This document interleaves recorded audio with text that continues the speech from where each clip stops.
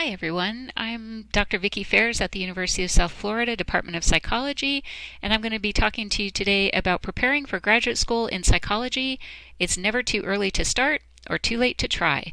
So hopefully some of you are out there even in high school or early college looking toward graduate school in psychology, and some of you might be even up there in years, 40s, 50s, 60s, 70s, thinking about some graduate training. So I welcome you all to sit back and listen to this talk, learn a little bit more about graduate school in psychology, and just so you have a little bit of understanding of my background, I did my undergraduate at UCLA with a BA in psychology and a specialization in women's studies.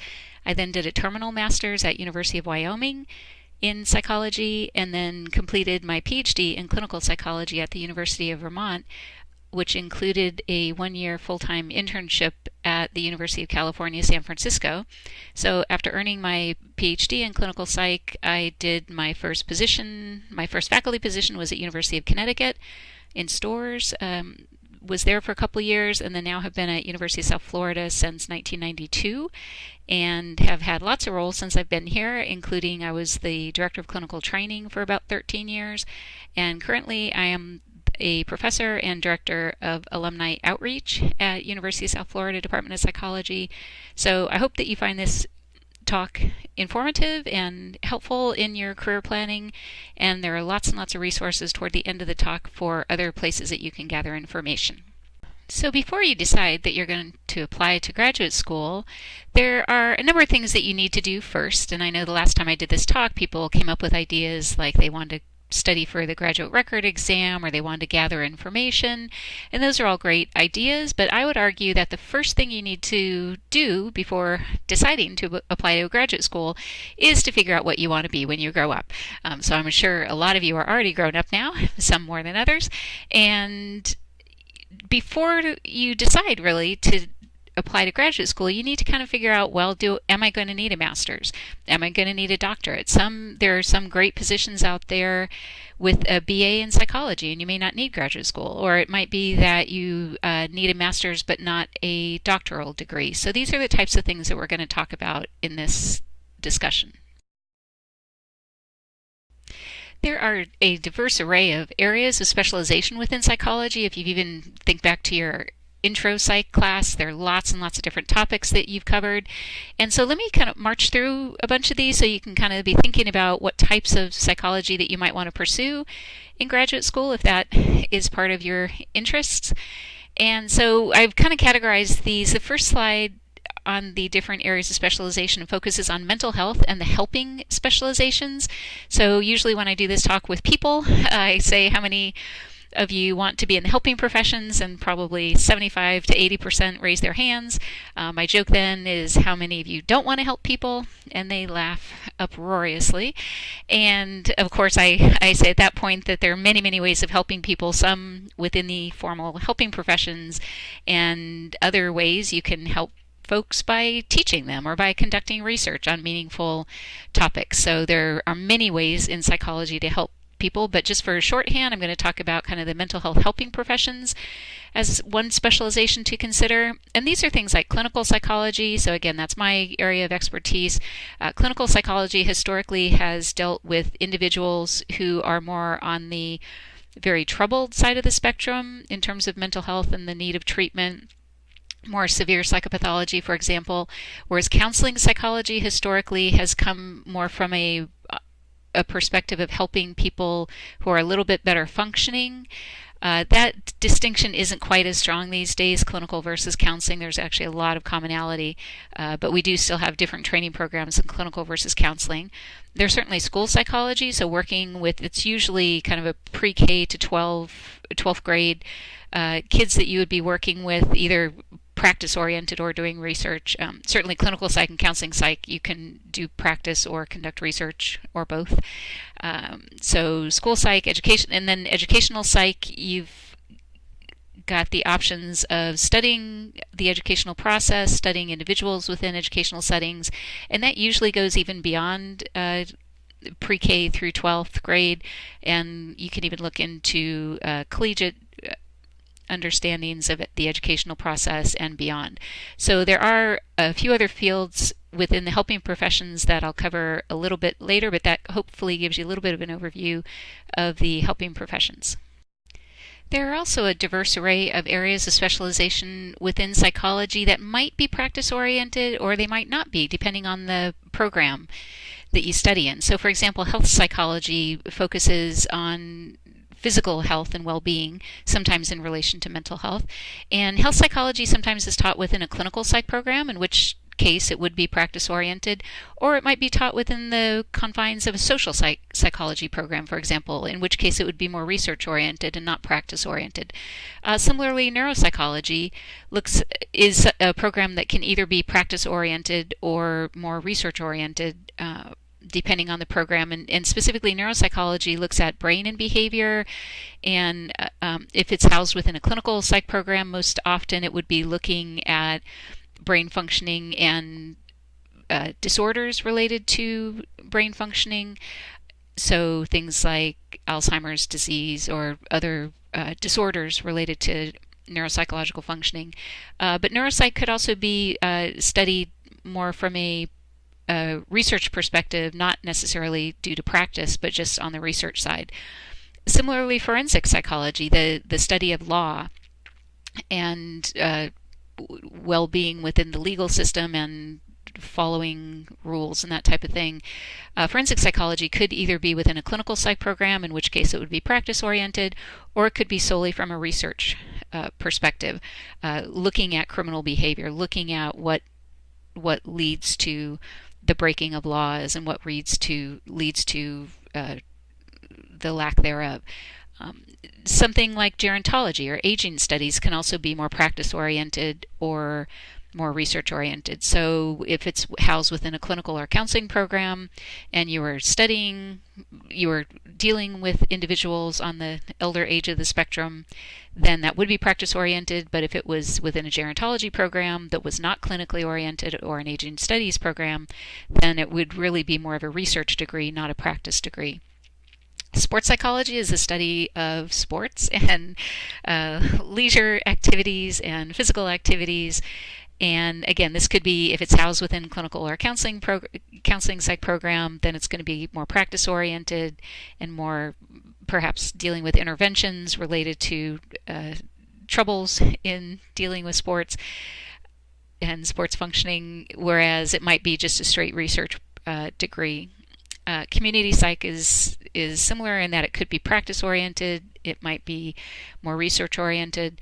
So community psych is the investigation of people within communities, and especially looking at prevention programs and social networking and that type of thing.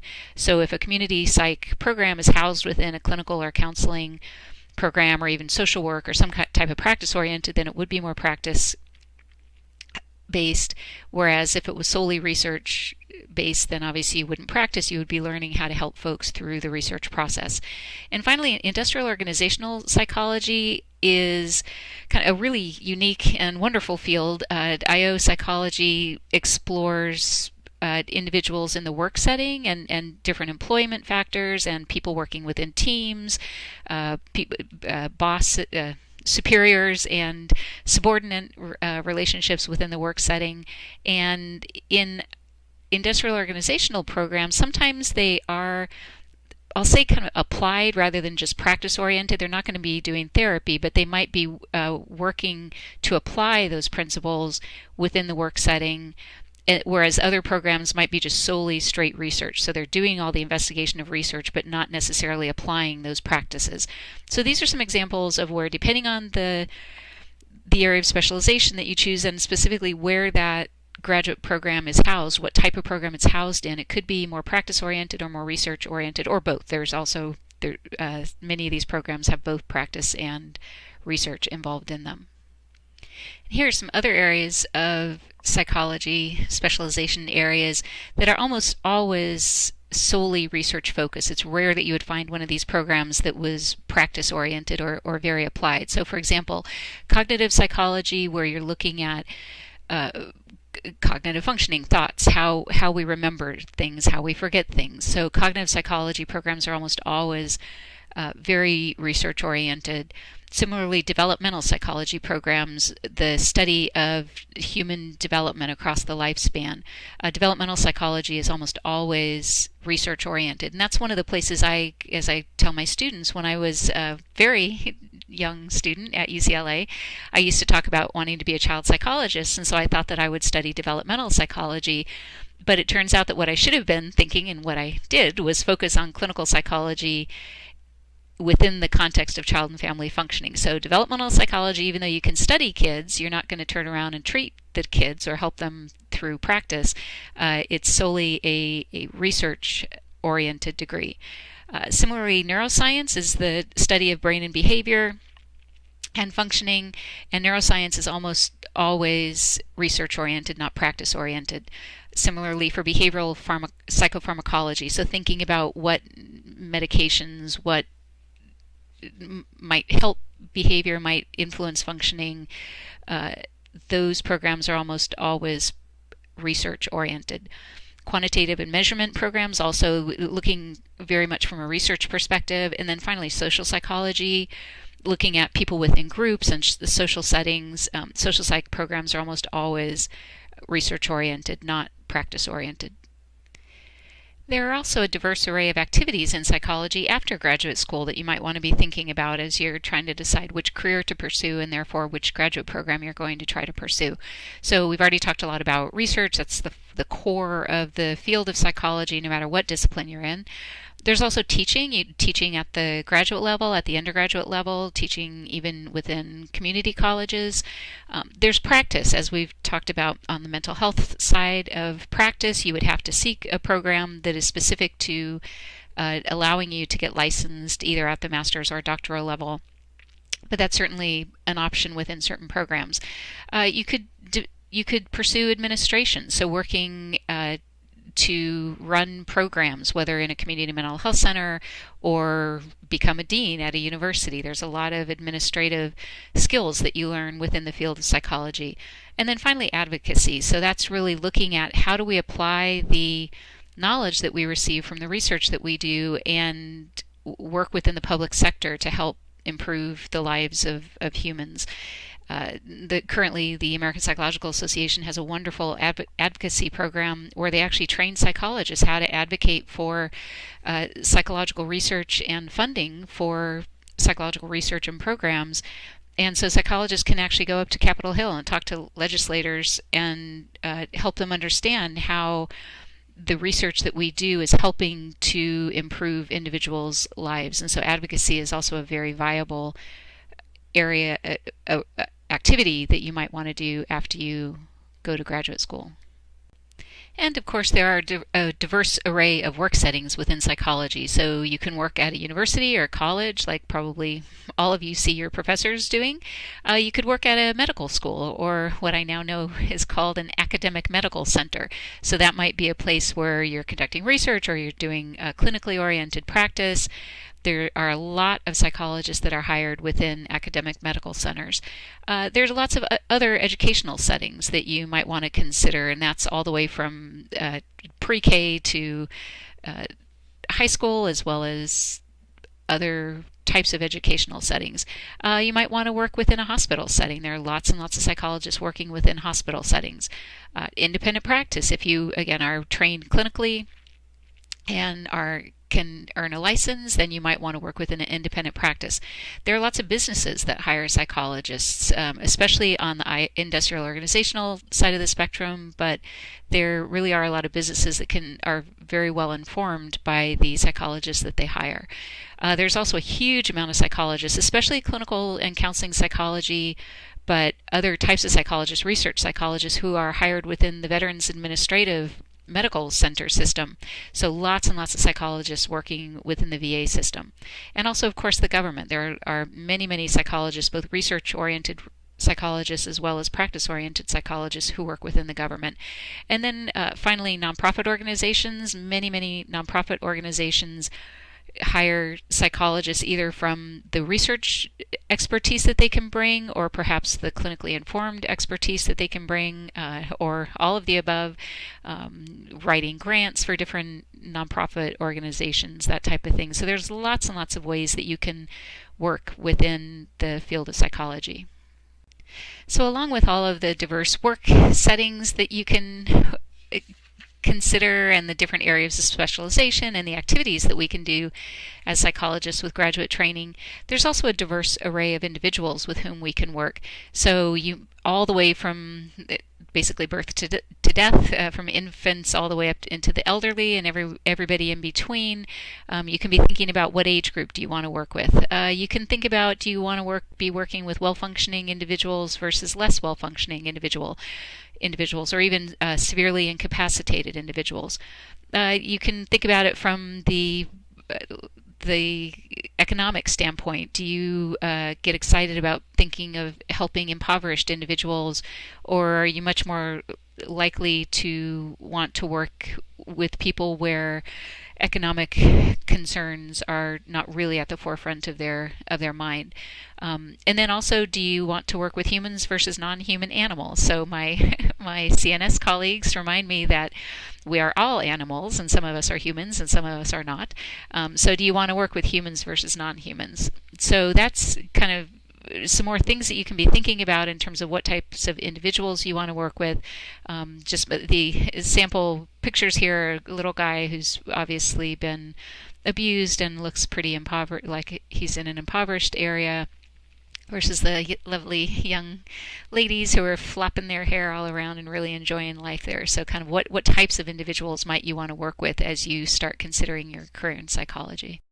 So the million-dollar question is, how do you decide what you want to be when you grow up? So I tried to put a little Venn diagram in here, and what I would argue is that when you think about all the topics that we just covered, the areas of specialization, the activities, the work settings, the individuals that you might want to work with, you might want to think about, where do those all intersect? So the types of positions that you might want to look at, the specialization, the activities, work settings, individuals. Think about, where do those kind of intersect, and that might help get you closer to thinking about what type of career you want.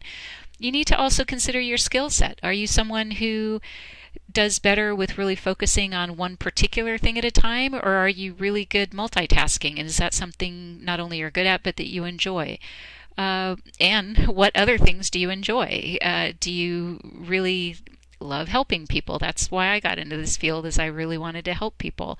Or are you a numbers person? Do you just love research and find that that's, developing hypotheses and then testing out those hypotheses, that's what really brings joy to your life? And then you need to think about quality of life. So how much time do you want to be involved in your place of work? So the joke is that for faculty, especially junior faculty, that there is no such thing as a 40-hour work week. It's more like 60, 80, 100-hour work week.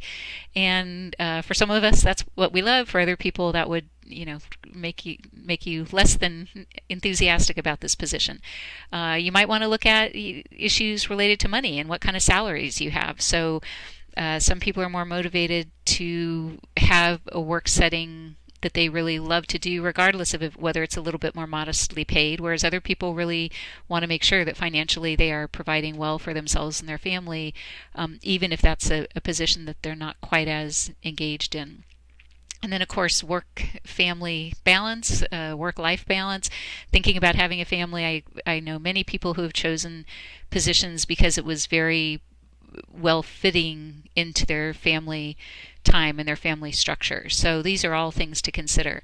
And then you might want to also discuss these ideas with lots and lots of different professionals. So talk with your professors, your advisors, graduate students. If you're at an institution with graduate students, they have a great wealth of information that they can help you figure out kind of what are the types of things that you might want to do.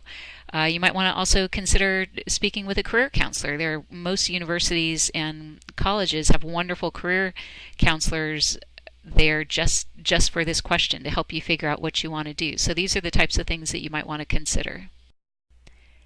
So with $1 million question, let's just imagine that you use that Venn diagram that I just talked about. You've talked with all of your resources and helpers, and you figured out what your dream job is. And that's going to put that in your little thought bubble that as this young man is doing on the slide. And the question is then, do you need a master's, which is known as a terminal master's, or do you need a doctorate in psychology? And of course, the obnoxious answer is that it depends. And that's where I'm going to go ahead and talk about a few different options that will maybe help you figure out, do you need a terminal master's or do you need the full doctorate? And hopefully that will help you figure out what type of graduate program you would be seeking.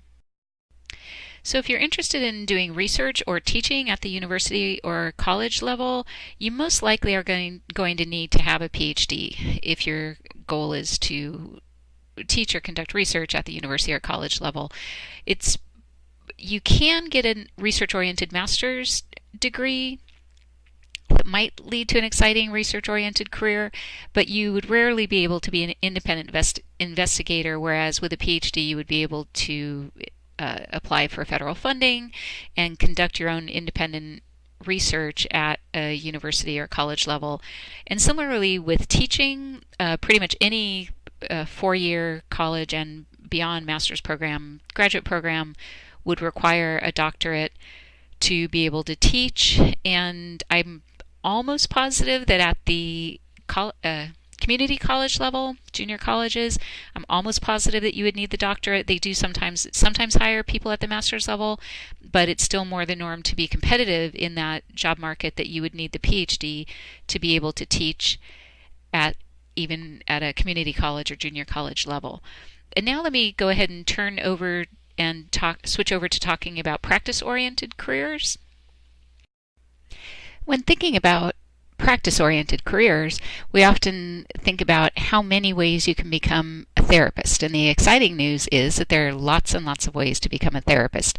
Way back in the Stone Ages, when I went to undergraduate at UCLA, pretty much you had to have a PhD in clinical or counseling psychology in order to become licensed.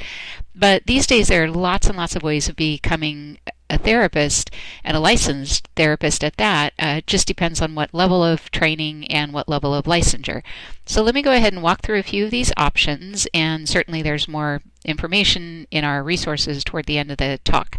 But within the field of psychology, you could go for either a master's or a PhD in clinical psychology. So at the master's level, in many states, most states I would say, you can actually become licensed as a licensed mental health counselor if you have a master's in clinical psych and then also a certain amount of years of supervised experience. So that's really great news. If what you really, really want to do is become a therapist and you don't want to spend all the time getting that PhD or PsyD that we're going to talk about in a minute, then the master's in clinical psychology is a great route. Again, you'll just have to get some amount of time for supervised hours after the master's program and then seek your licensure. But that's really exciting news for those of you who want to be a therapist and be out there and helping people sooner rather than later. So there's also then the PhD in clinical psychology. That's what I have. That's pretty much a very well established degree. The PhD in clinical psychology is usually about a 5 or 6 year program, and that includes a 1-year internship, usually an APA accredited internship where you're working full time. And I know that sounds like a lot of time, but really once you're in a program, you start doing all the stuff that you love, that you want to be doing anyway. And so it's, I think, a really, really viable career and career path in order to become a licensed clinical psychologist. These programs are very competitive. We'll talk a little bit about that, about applying to graduate school, and I'll give you some resources for applying to clinical psych programs. But I got to say, it's one of the best jobs in the world to have a PhD in clinical psychology, to have lots and lots of options, whether it's more on the research side, the practice side, advocacy, administration, all the different things we've talked about. Teaching is just really an awesome degree and a wonderful thing to pursue if you can get into one of the PhD programs or even one of the master's programs. So next on the list is the PsyD. That stands for Doctorate of Psychology. This degree has been around since the 60s, and it's considered a professional degree. So you are a doctorate. You get to be called doctor when you place reservations at your local eatery. And it is the PsyD programs tend to be more practice oriented and less research oriented than a PhD in clinical psychology. So for someone who, for whatever reason, you really want your doctorate, but you don't really want to get involved in a whole lot of research, especially empirical research, then the PsyD degree might be for you. Now, PsyD programs, on the most part, are at professional schools, and so those tend to be at private, standalone schools rather than a university. There are some exceptions to that with PsyD programs actually at universities, and but what comes with a professional school is sometimes there's a little bit less financial aid, might be a little bit more expensive. So these are all things you just need to look into as you look at your different options. And note the PhD in clinical psych and PsyD are in yellow font on the slide, and I will also note that in the next section I'm going to talk about PhD in counseling psych, PhD in school psych. The reason those are in yellow is that those are the areas that the American Psychological Association will accredit. So if you go to a PhD in clinical psych or a PsyD program or a PhD in counseling psych or a PhD program in school psych, you really need to think a lot about trying to get into an APA accredited program. In some states, you can only get licensed at the level of psychologist if you are from an APA accredited program in clinical counseling or school psych. So this is really, it will have huge, or PsyD program, accredited PsyD program as well. These will have huge ramifications for your viability in your career if you're really going to graduate school in order to get licensed and be a practicing clinician in psychology. Then you want to make sure that your graduate program leads to that. So make sure that you're looking for APA accredited programs, if at all possible, in those areas of clinical psych, counseling psych, and school psych. So the next section is in education. Within the educational field, you can earn a master's in counseling psych or a PhD in counseling psych.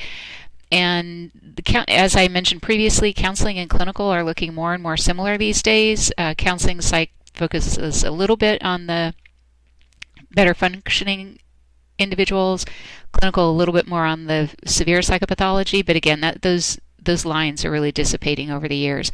So a master's in counseling psych might lead to the possibility of licensing at the mental health counselor level. And then again, a PhD in counseling psych, in most states you can go for licensure as a licensed psychologist and go get on insurance panels and get reimbursed for the clinical work, the counseling work that you're doing, just like in clinical psych. So those are both very viable careers and graduate programs. The educational specialist, EDS, or an EDD, a doctorate of education, or a PhD in school psychology, those also are very viable helping professions. So an EDS, educational specialist, is kind of comparable to a master's. It's usually about a 2-year program, and you most often would be working within a school setting. The EDD is the doctorate of education, where if it is practice oriented, and depending on what state you're in, it might be able to allow you to conduct therapy with children in an educational setting. And then again, the PhD in school psych, as long as you're going to an APA accredited program, then it's likely that you would be able to be licensed as a school psychologist in your state, and also possibly even as a psychologist. Sometimes instead of saying clinical psych, the state just refers to it as a license in psychology. So those are also great avenues to become a therapist or to earn a place in the helping professions. Next, and very dear to my heart, because there are such awesome people in social work, the social work field, you can get a doctorate in social work, but mostly that's a research and teaching administrative position. So most often what people are seeking in social work is a master's of social work, MSW. It's a very, very viable graduate program to get into that has then a very, very viable career path into becoming a therapist or a helper, or somehow working with kids, families, adults who are in need. So the MSW is an extremely useful degree, and in most states you can become then a LCSW, licensed clinical social worker. Each state varies a little bit on licensure, so I'm trying to be a little bit global, but in general, you for the most part, you can become licensed as a clinical social worker with a master's of social work and some additional supervision. So that, again, that's an awesome degree. Most often master's programs are about 2 years. And so it's a wonderful degree, wonderful profession. Just some of the best people on this earth are social workers, and so it's very, very respected degree. The next section is applied behavioral analysis, and so depending on what state you're in, there is certification within ABA programs. So you might get the master's in applied behavioral analysis and then become certified as an independent contractor. You could actually work independently in the ABA field. Now, what you do is you get trained on how to do applied behavioral analysis, and then that's what you get hired to do and licensed to do. So that is more of a focused type of training and a focused type of career, but it's very effective for certain clinical problems, and I know lots of people in the field who love what they're doing as certified applied behavioral analysts. So that's also a very viable way of helping and giving back. The next section is rehab counseling. Most often students would be seeking a master's in rehab counseling, and again, that is a degree that quite often can lend itself nicely to becoming a licensed mental health counselor. So as long as the program has some counseling training, and then you would also have to have supervised hours for your licensure, but rehab counseling is also a very, very viable graduate program that would lead to a nice career as a therapist. And these are all things that you can ask the graduate programs you're looking at. You can kind of say, like, what percent of the people who finish with a master's are actually licensed now? What percent have gone on to the helping professions? This is a type of information that most graduate programs will have, probably online if you do a good search of their website. And then finally, the next section is within the medical field. So certainly you could get an MD in psychiatry. You could get an MD first and then do a residency in psychiatry. There's also child psychiatry, which is not on the slide. That's another fellowship after you do the psychiatry residency. Then you would also do a fellowship within child psychiatry, so that's a wonderful career. Getting an MD and then going into behavioral pediatrics is also a really cool part of the field. So you would first get the MD, then you would do the residency in pediatrics, and then you would have a special fellowship in behavioral pediatrics. So these are people who know the physical side and well-being of children, but also work clinically with them and know medication, psychotropic medication, and that type of thing. And then finally, but not in no way the least or last, is the RN with psychiatric nursing. There are some really awesome psychiatric nurses out there, so they would first get their RN in nursing and then have a specialty within psychiatry and behavioral health. So I think these are all great careers. So it's exciting to have so many options, but I realize it's also daunting. You kind of need to look a little bit deeper into what these different fields specialize in, how that fits with your interests. But the good news is that if you want to help people and you want to be a therapist, there are lots and lots of ways to get there, and so you just kind of need to figure out which avenue is right for you. So let's say that you've identified your dream career now and you figured out whether you need to earn a master's or a doctoral degree in psychology. How can you prepare yourself to be competitive for graduate school? So we're going to talk about the next steps and how to apply to get graduate school, and then also where some resources are that you can consult to help you in this journey.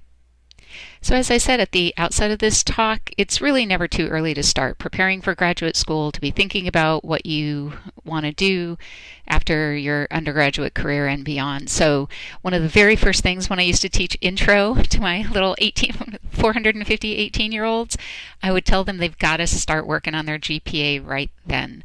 You all need to focus on your graduate point average, make sure that you're doing strong coursework, make sure that you are applying yourself. Most graduate programs look mostly at your GPA for the last 2 years and your psychology GPA, but really that overall GPA is going to be important. You will carry it with you for the rest of your life. And so, talk about your permanent record. You really need to keep up with the books, keep up with the studying for those classes and those exams, making sure that you just have an awesome GPA. There's almost no weighting of GPAs at the level of applying to graduate school. So make sure that you're doing your best with your coursework and that you've got a strong GPA in order to apply to graduate school.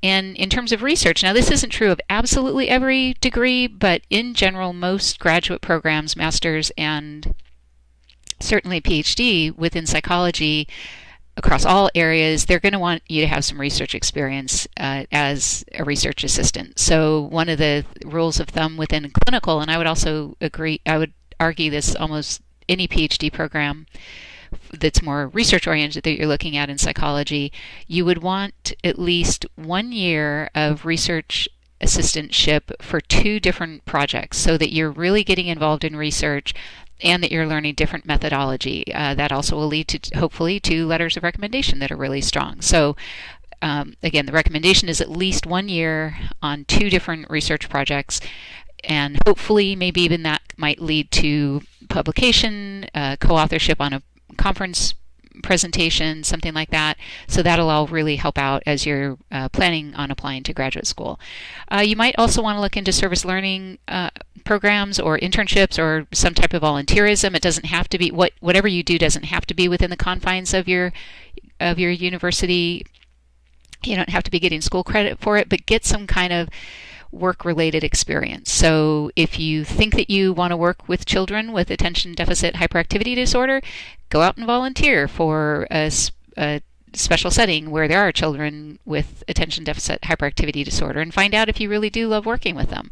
I've known people who have wanted to be teachers, for example, and then they go and volunteer in a classroom and realize not so much. They don't really find that enjoyable. They love kids and they love working with kids, but not especially in a classroom setting. Whereas then other people, they really want to teach. They go and do some volunteering in an educational setting in a classroom, and they love it. And so it really helps you kind of figure out what you love, what is not especially well suited to you, puts you in contact with professionals in the field who are going to have their own opinions and ideas about what you might want to do and what are some great careers. So I think it's just getting out there, it's giving back to the community, it's helping individuals, but it's also helping yourself with getting more experience and preparing yourself that much better for graduate programs.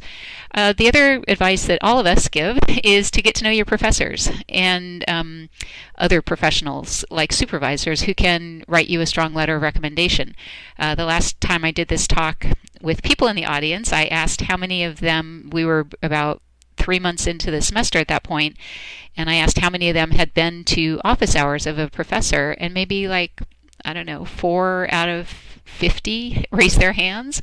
Hardly anyone shows up to office hours. At least I'm at a big research one university at USF, University of South Florida. Students tend not to show up for office hours, and we're there for a reason. We're there to talk with you about your coursework, but also to talk about careers, to talk about applying to graduate school. So wherever you are, your professors are going to have office hours. They're going to be sitting there waiting for you to show up. We usually get our email done during office hours, but show up and interrupt our email and have a conversation. Even just if, say you just heard this talk about applying to graduate school and then ask the professor for advice. So you're going to want to know professors and other professionals like supervisors in some of your practicum settings or your volunteer settings so that they can write you letters of rec. Again, this is a generalization, but most graduate programs, PhD level graduate programs, are going to want 3 letters of recommendation, and it would be ideal if 2 out of those 3 could come from professors, partly because professors know what it takes to get through graduate school and then also to be a current graduate student. So get to know your professors. We really want to talk with you and share our knowledge with you, and most of us will talk your ear off if you let us. So please do show up to office hours or make appointments, set up meetings where you can interact with your professors. The next thing on the list is extracurricular activities, and especially finding leadership roles in those extracurricular activities. So for example, something like Psych-Hi, which is the honors society in psychology.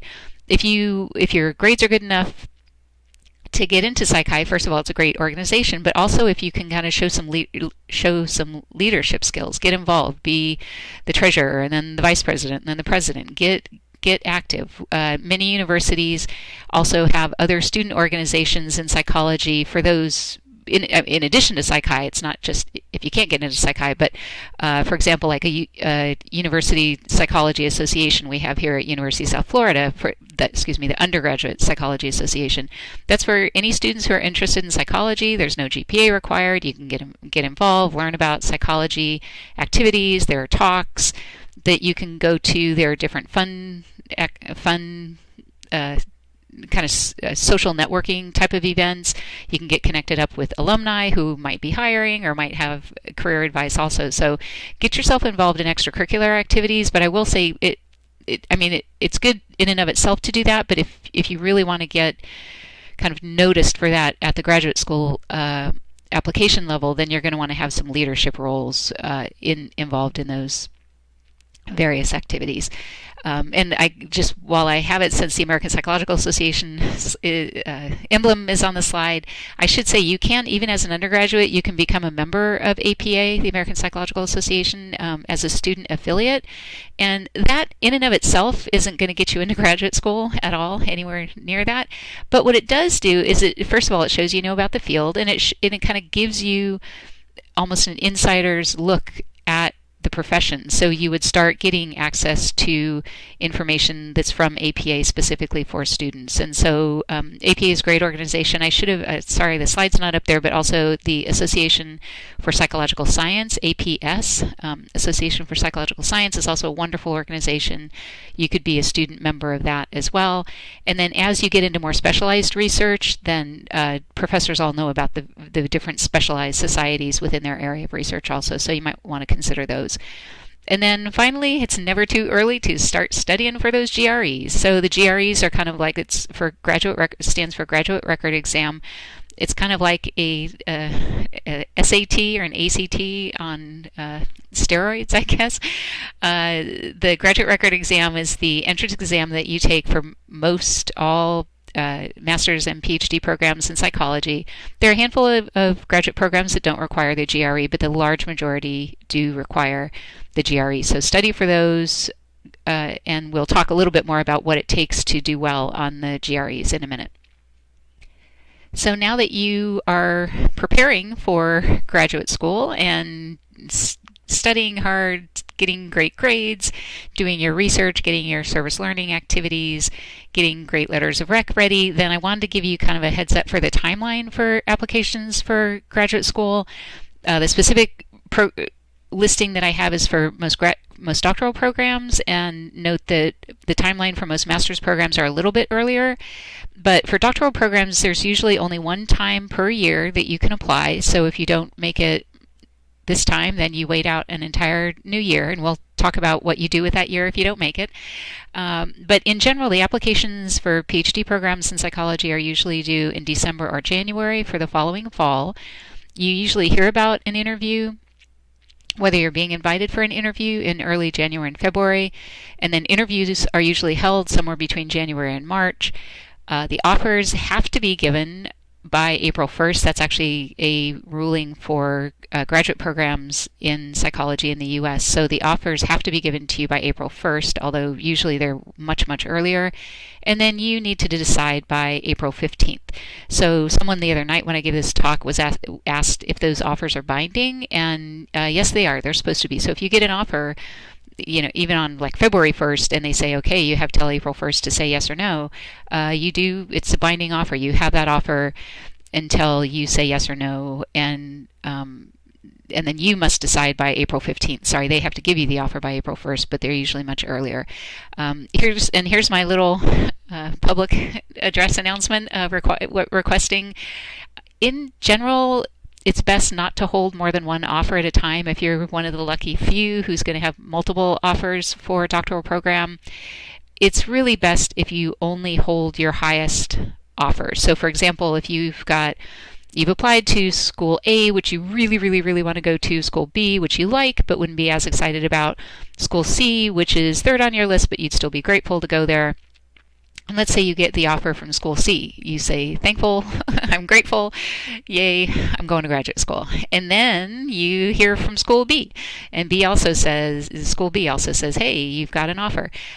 It's most appropriate at that point to contact school C and say, thank you so much, I am rescinding this offer or turning it down, whatever. And good luck. And because that kind of allows another person who thought that school C was their school A to get really excited. So, and then for you, you might continue waiting until school A says yes, and maybe at the very last minute they say yes, and then you are set.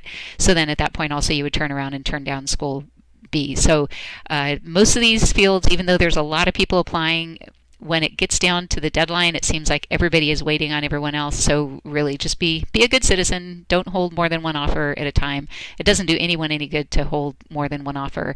And it's really much better to kind of turn them back once you have a better offer on hand. So now that you know the timeline of how to apply to graduate programs, the question is, how do you select programs that you're going to apply to? So the first point is that you need to think about the research options. Most PhD programs in psychology and even research-oriented master's programs in psychology follow what's called the mentorship model. So pretty much if you want to do research at that university in that graduate program, you need to find someone who does research that you're interested in. It's rarely the case that you can come in with an idea and let the faculty know that that's what you want to do, and then they'll say, oh, that's really fascinating. Let's go, I will learn that area of information.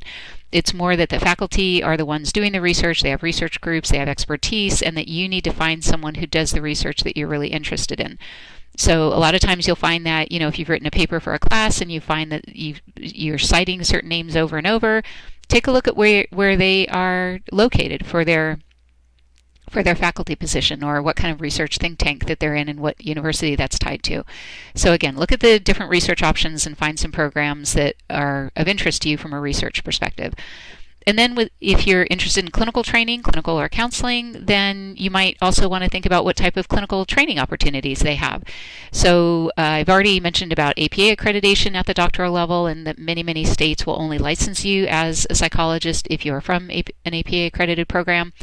Here's my plug now for the PC-SAS accreditation programs at the doctoral level. Right now this has not filtered down to many states, but PC-SAS is a new accreditation system. It stands for Psychological Clinical Sciences Accreditation System, PC-SAS. And it tends to be clinical programs that are very research oriented. So PC-SAS started under the Academy of Clinical Psychological Science, which is part of APS, the Association of Psychological Science. And PC-SAS accreditation basically means that it's a really strong clinical program and that they are very evidence-based, they're very research-oriented. So I think almost all PC-SAS accredited programs right now are also APA accredited. There might be one or two that are not, but pretty much everybody has maintained their APA accreditation when they can.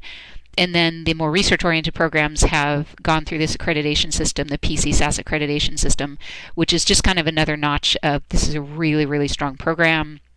So take a look at the PC-SAS accredited programs. I'm proud to say that University of South Florida Clinical Psych program is PC-SAS accredited as well as APA accredited. So look for those kind of strong programs when you are looking for graduate programs to apply to if you're interested in clinical training. If you're looking at the master's level, at the clinical and counseling training level, you might also, again, look at what kind of options there are at the grad program. Do they have opportunities to work? This is true for any level, master's and doctorate. If you're passionate about working with violence within the family, do they have rotations where you can actually work in a shelter that cares for women who have survived domestic violence? If you love working with cognitively impaired elderly, do they have rotations where you can work with elderly who have cognitive impairments? So make sure that they have the different types of clinical and counseling training opportunities that you're really interested in. So you might also want to look into whether there are teaching opportunities. Most research-oriented doctoral programs and some less research-oriented doctoral programs do have a lot of teaching and teaching opportunities, and then also TA opportunities to serve as a teaching assistant. Definitely, if you want to eventually become a faculty member, then one of the ways you do that is that you get your PhD, and while you're getting your PhD, you have the opportunity to actually teach a class or two. So in most programs, it's once you get your master's and keep going for your doctorate, you might be able to teach a class, and actually many of you have probably been taught by graduate students who are sometimes way, way better than the faculty. So teaching when you're in graduate school is quite often an option, and a great way to get experience, a great way to get funding. So again, thinking about funding here, you might want to look in to see if the programs have funding as a research assistant or as a TA or practice related, working in a practicum setting where you're actually getting paid for it. So take a look at the funding, take a look at how expensive the program is, what kinds of fees there are, what kinds of scholarships, tuition. Many doctoral level universities do have funding packages that they can offer you. So you get the offer to come, and you also get a funding package that goes with it. You might get tuition remission, which means that most of your tuition is covered. You might get tuition remission plus a stipend. So you are working as a TA and getting paid to work as a TA, and also the university is taking care of your tuition. So make sure that you're looking at these type of funding opportunities. Again, those are more often at the doctoral level, but sometimes you can find them also at the master's level. And it's important to look at, the kind of the fine print of what the offers are that you're getting. You might also, when you're selecting programs, think about location. In clinical, on average, probably most programs get about 300 applications for maybe 6 or 7 slots. And so just for fun, I found some really nice extremes that might help you decide where you want to apply. I have no personal investment in any of these universities. They're all great, but it just happened to see that at Boston University in the clinical program, the most recent cycle that they reported, they got 733 applications for about 7 slots, whereas University of North Dakota got 90 applications for about 7 slots, and University of Alaska in Fairbanks got about 47 applications for 7 slots. So guess what's more accessible to get into? Do the math.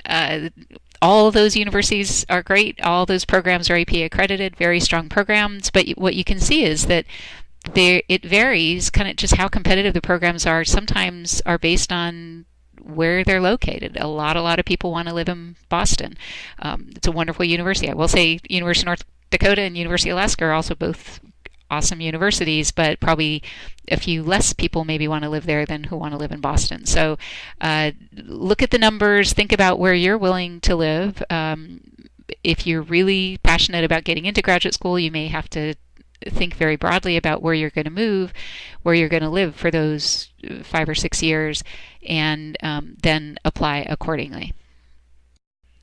Now talking about the actual application process, and just in case this looks really familiar, when I showed you a few slides back about how to actually prepare for graduate school, now that you've prepared, you've done all those great things, here's the information, here's how you're going to use that information in order to apply to graduate programs. So the GREs, graduate record exam, come in a few different types. So there's the general GRE, which has verbal and quantitative and writing. And then also there's an advanced subject GRE, which is for us would be in psychology. And like I said, almost all master's and doctoral programs in psychology require the general GRE. Quite a lot are moving to requiring the advanced subject test, but that you'll have to look at what your programs require. Now, the GREs are really a big deal. They are sometimes what make or break your application. So I will say for competitive programs, the types of numbers that you want to be looking for on the general GRE, you'll probably want to be shooting for about at 85th percentile. So on verbal, that would be about a 160, a score of 160, and for quantitative, that would be about a 163. So that's just to kind of get you in the door for being considered at a real competitive program. This is always a part of the talk that I'm a little worried about because I don't want to depress people and have them fleeing the room and deciding that they're going to go into another field, but this is a reality of it. So again, clinical counseling is going to be more competitive. Some of the research-oriented programs are also extremely competitive. They might have fewer applicants, but that it might be I don't know, 40 applicants to a specific developmental program, but those 40 applicants really know what they're doing. They've already published. They've gone to presented at conferences. So do your best studying for the GREs. There are all kinds of prep classes. There's software that you can use, online trainings that you can use for the GREs. Take them seriously. Don't just take them for kicks the first time and then study after that. All of the scores are reported within 5 years, so take it seriously the first time and study hard for them, and good luck. You also, of course, want to be talking about your GPA and your coursework, so we've already talked about studying hard for those. I would say on just a point of reference that with the GPA, especially the last 2 years of your GPA, so junior, senior year, or even your psychology GPA, I would shoot for at least a 3.5. If you're much below a 3.5, you might want to rethink where you're applying. But right now I'm talking about the doctoral level. So doctoral level of competitive programs, I would say at least a 3.5 or above. Most, again, I keep using clinical psych as an example.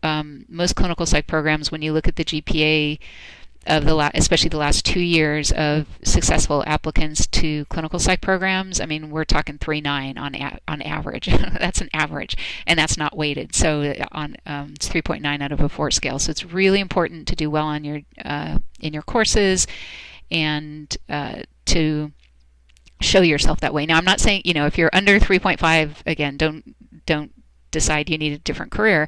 Just think wisely about the kind of the profile that you're setting up.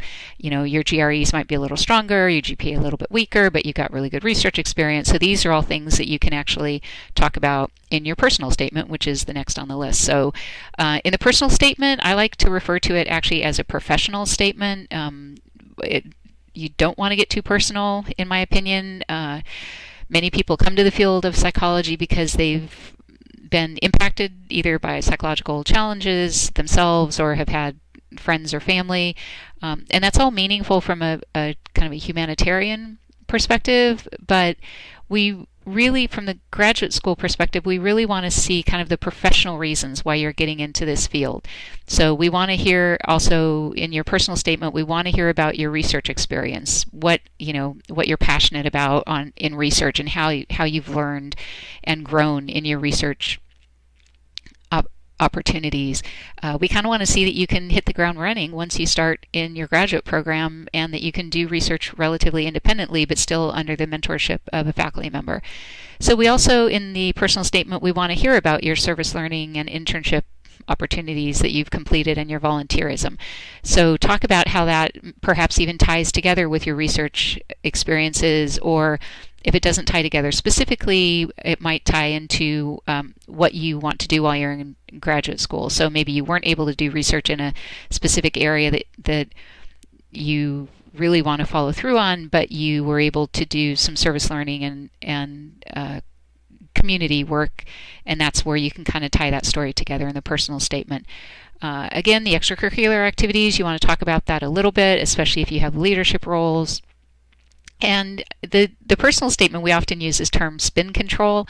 The personal statement is a time where you can kind of put everything together. So you can kind of weave a story of how, story sounds fake. I mean, you can kind of explain how one area of research led to another interest, and how maybe you changed lines of inquiry, but this is now sets you perfectly for this particular graduate program.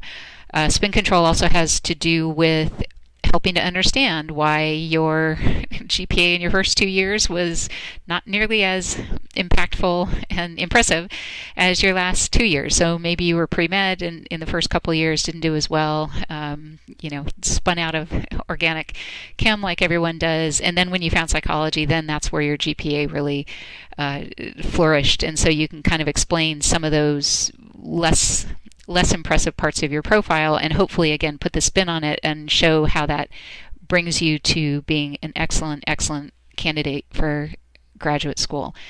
Programs also use your personal statement as a writing sample, and so make sure that you read it, reread it, have friends read it, have faculty read it, have graduate students read it. Make sure there's no typos, no kind of sentences that meander off as my own mind is meandering off.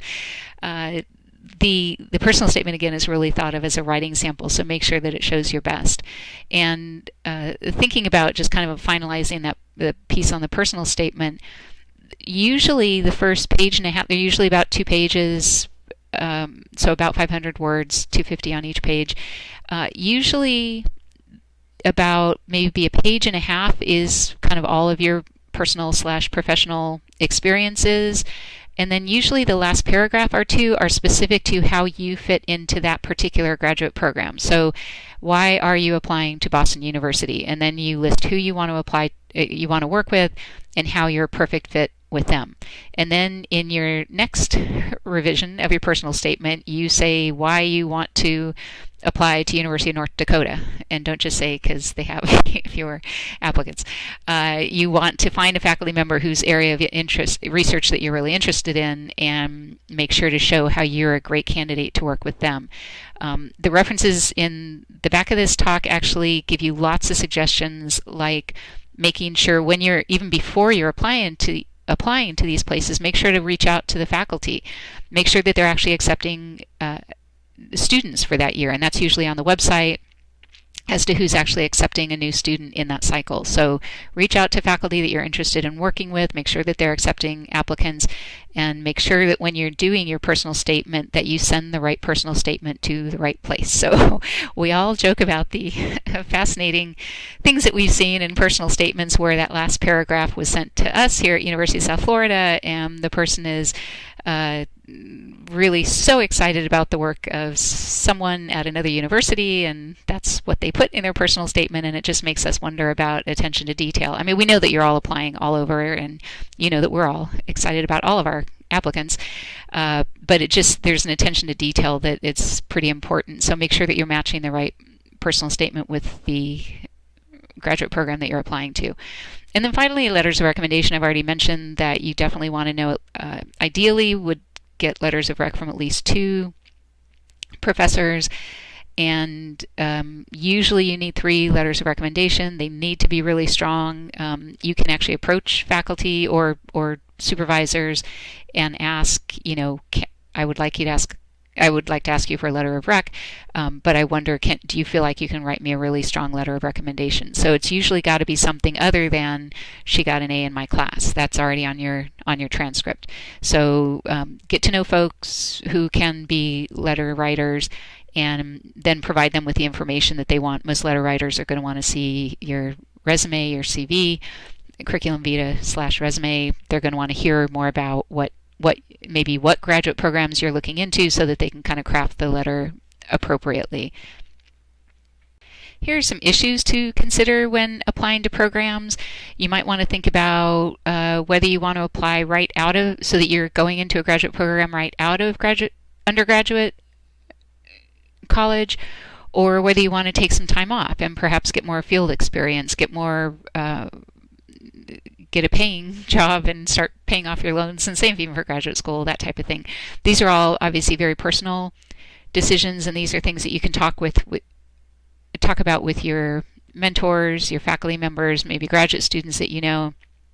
And again, there's no right or wrong answer to any of those. I think over the years, more and more first-year graduate students have actually had some time between their undergraduate completion and graduation and then the time that they start graduate school. So I've seen that trend certainly within clinical psych. I think partly it's because it's gotten so competitive, but I think I've seen that also in other disciplines. So and some of it has to do with just your qualifications. I mean, if you've got really strong GPA and really strong GRE, you've already done a lot of research experience, you know, you can go ahead and apply so that you would be applying in your senior year of your bachelor's degree, and then with the idea that you would be starting graduate school right after you finish your bachelor's.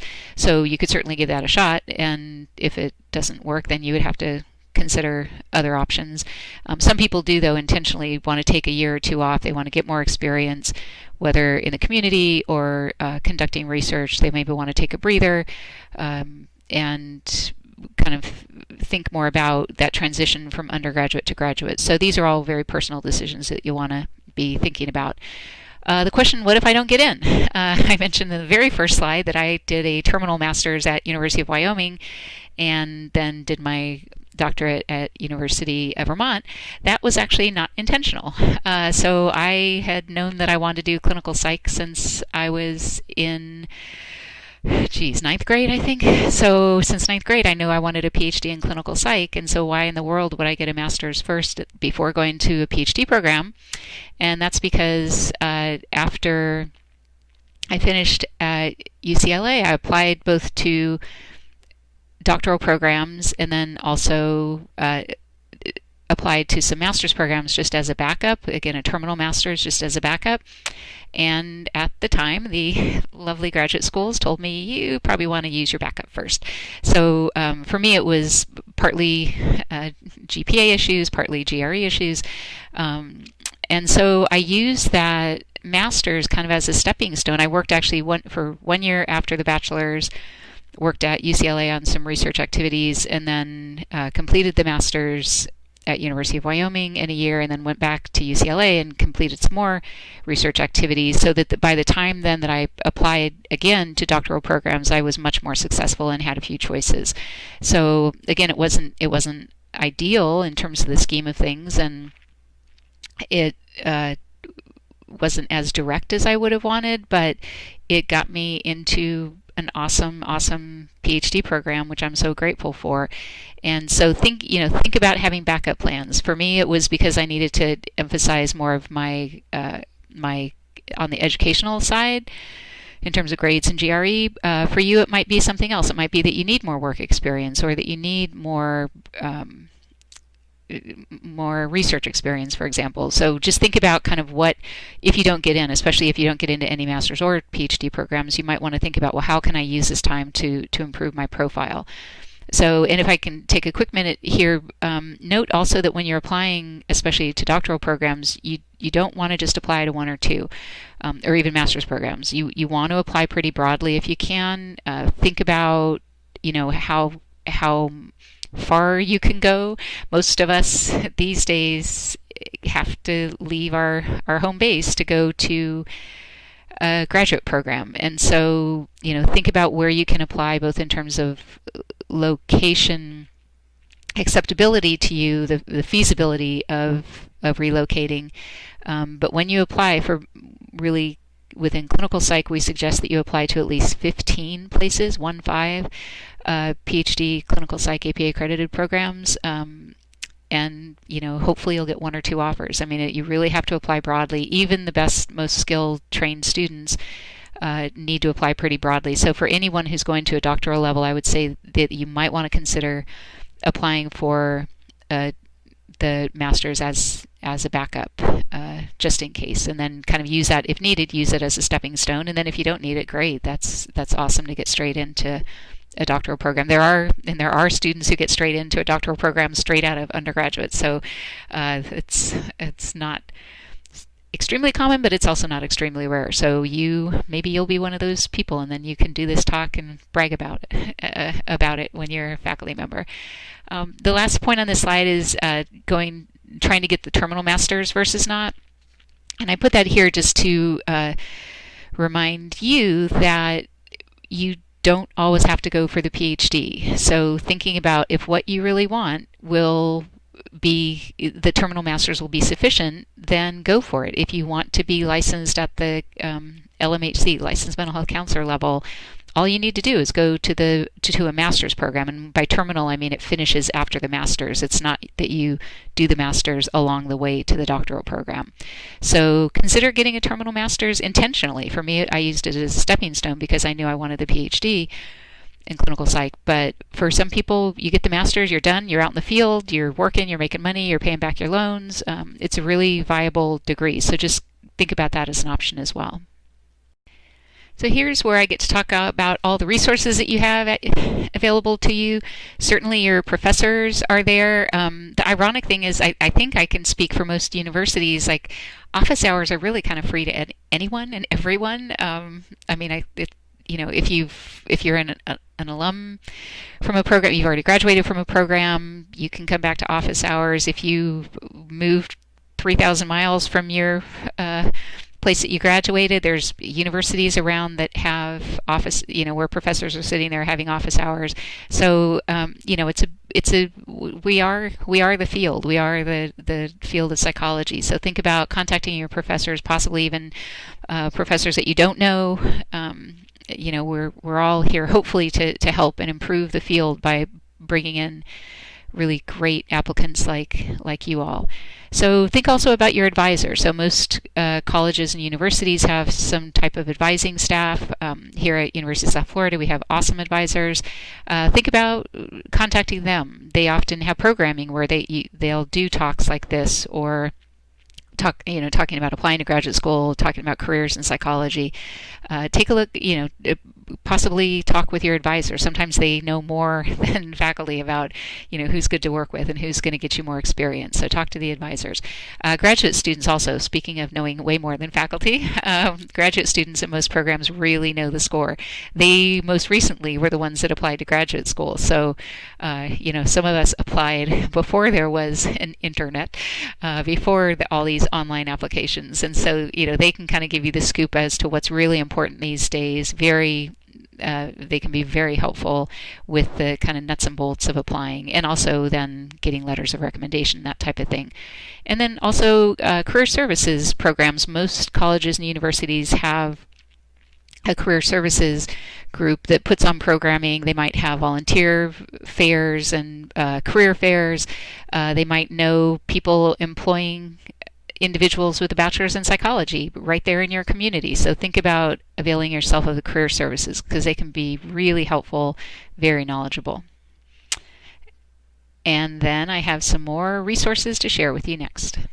On the screen you have the link for a free booklet called Careers in Psychology. It's at apa.org for the American Psychological Association. And this is a really great resource. There are all kinds of things that you can see in this resource. So certainly they talked about conducting research, applying science. There are all kinds of helpful pieces of information talking about different careers, both at the bachelor's, master's, and doctoral level. So again, you can actually purchase it for a small fee. If you want an actual hard copy in a professional style, you can purchase it from APA, but really this is the downloadable link. It comes down as a PDF file, so it's really a great resource if you're thinking about careers in psychology. Continuing with resources and thinking about majoring in psychology and then different career options. These are 3 books here that I found very helpful. The first is called Careers in Psychology, so Opportunities in a Changing World. The middle one, and the one I put the picture of, is called Finding Jobs with a Psychology Bachelor's Degree. I know this is always a point of discussion within our own psychology department. What can you do with a bachelor's degree in psychology? And it turns out there's a whole lot you can do. So that's a really great book. There are other resources, online resources, that I'll be discussing as well. But think about these books. They're probably in your college library so that you can check them out. And then there's also Majoring in Psychology, Career Options for Psych Undergrad. So again, thinking about what kind of career options you want and whether or not you need to go to graduate school to achieve those careers. Continuing with resources on majoring in psychology and career options, the first book with a picture included is The Portable Mentor, an expert's guide to a successful career in psychology by Dr. Mitch Prinstein. I'm actually going to share another resource of his a little bit later in the talk, which is a free download. I believe also that The Portable Mentor is a free download at most university libraries, so that should be something that you can gain access to. So it's really a great resource, a little bit about getting into graduate school, but a lot about doing well in graduate school and then planning the rest of your career. So it's a really, really wonderful, very student-friendly resource. The next book is Your Undergraduate Degree in Psychology from College to Career. So again, just talking about your different options, both with a BA in psychology and then continuing on potentially with a master's or a doctorate. So a really great resource if you are interested. On this slide, you see some resources for actually applying to graduate school. So the first book is called Getting In, a step-by-step plan for gaining admission to graduate school in psychology. That's from the American Psychological Association. So that kind of it literally takes you step by step. How do you apply? So that's a good resource. The next two are the ones that I would say are really my favorites out in the field right now, especially if you are looking. The second one is for clinical and counseling programs, but let me first talk about Graduate Study in Psychology, which again is from the American Psychological Association.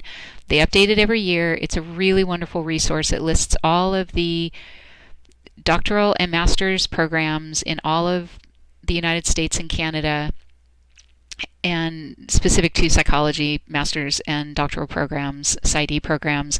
And it gives you information like what the most recent cohort of incoming graduate students, what were their GPA, GRE, percent who get funded at the university, what are some of the areas of expertise of research, what are the, within clinical and counseling programs, what are the main areas of specialization in terms of what type of therapeutic orientation, so cognitive behavioral, family systems, that type of thing. So for anyone who's interested in a master's or a doctoral program, the Graduate Study in Psychology is really an excellent resource. So that's the one I think that would be relevant to all of you. I should say I get exactly $0 for selling these books, so I'm just trying to give you my honest opinion here. And then the book I wish I had written. It's such an awesome book. If you're interested in clinical or counseling doctoral programs, this does not help for master's programs that much, but The Insider's Guide to Graduate Programs in Clinical and Counseling Psychology by Norcross and Sayet. Like I said, I wish I had written this book. It is so helpful, so very meaningful to students who are applying to clinical and counseling programs. It talks about, getting a master's versus not. It talks about what it takes to get into graduate programs in clinical and counseling. They have this wonderful rating system where every APA accredited program is listed on a scale of 1 to 7, 1 meaning that they're extremely practice-oriented, and 7 meaning that they're extremely research-oriented. And so you can go program by program and say, you want a PhD, but you really want to have it be a little bit more practice-oriented. You can find PhD programs that are more practice-oriented. Certainly the PsyD programs are going to be more practice-oriented. You can find graduate programs that are very research-oriented. So it's just a really great resource. They update it at least every couple of years, and so you want to make sure to get the most recent edition, but it's really, really an excellent book. And I wish I had 5 cents for every time I've sold one, because you kind of can't apply to graduate school in clinical or counseling without it these days. So you might be able to find it in your library, talk to other graduate students, they probably used it, and you might be able to get a used copy from someone in your department, kind of handed down from generation to generation. But it's really an awesome resource that I really highly recommend you take a look at if you are interested in clinical or counseling psych. So here are some free online resources that you might want to consider. Again, if you're applying to doctoral level programs in clinical counseling or school psychology, ones that might be accredited, you can actually go to the APA website, and that's listed on your slide, and specifically look for accreditation status of all these programs. So that's one way of looking, kind of seeing freely which programs are accredited and which are not. The next slide is, again, Dr. Mitch Prinstein, who's a wonderful mentor to the universe, I think. And he, on his website at University of North Carolina, Chapel Hill, has a great resource that talks about how to apply to graduate school. So you see the link there on the page. You can also find it if you Google Mitch Prinstein Uncensored UNC. We'll get you there. It's called the Uncensored Guide to Applying to Graduate School or something like that. Anyway, Mitch provides really thoughtful, very important information and kind of walks you through it, and it's all free. So anyone can take a look at that, whether you're looking at clinical or counseling or developmental or cognitive or industrial or organizational. It's just really a wonderful resource. And then the third one is actually on our website at University of South Florida. We periodically update our information on careers and applying to graduate school, and it's within the undergraduate section on our website, and you can take it. It's free to anyone, whether you go to USF or not, but hopefully we provide information on careers and how to apply to graduate school, so that's another free resource for you to consider. A couple more online resources that you might want to consider. One is the studentdoctor.net Forum. This is a discussion forum for students seeking careers in psychology, mental health, social welfare, and other health-related fields. So you can get a lot of information from this forum. Understand it is monitored a bit by professionals, but it's also students helping students. So, if you hear something new and interesting, make sure that you can get confirming information on it. I will say student.net, if you are applying to graduate school, the second that one place sends out an offer, then you know that someone's going to be on studentdoctor.net saying, oh, did anyone else happen to get an offer at, University X? So you kind of can keep up with the field on it, and it can be really helpful when you're looking for graduate school. The next recommendation is drkit.org, and this website is really awesome. It's a website with over 300 videos about graduate school, careers in psychology, success at work, success at parenting. There's been partial funding by the Association of Psychological Science. So I will say, you get on the web, you get online, and you find something that doesn't have, .edu after it, and you wonder if it's legit or not. This drkit.org is legit. It's gotten funded from APS. There's even, of the videos, a lot of the videos have graduate students talking about their experience, faculty talking about their experience. So it's really a wonderful resource. And again, a lot of the videos are just 5 or 10 minutes. So you can, when you're done looking at your funny cat videos or whatever you're looking at these days, you can switch over to drkit.org and kind of learn something about the field. It's a very, very helpful resource and free to everyone. So my final comment is good luck. I hope that this has been helpful for you. I do always have to balance out hopefully giving accurate information, but also keeping your spirits up and keeping you motivated. The thing I love about the field of psychology is I think there are lots of ways to get involved, to have success, to have a wonderful career where you're giving back. And I hope that you find your path in psychology. Sometimes you find that it's not really going to be in psychology, but hopefully this gives you some information about how to apply to graduate programs. And I wish you all the success in the world, and I look forward to hearing your talk after you're out of graduate school and you have even better insight to give. So good luck and best to you all.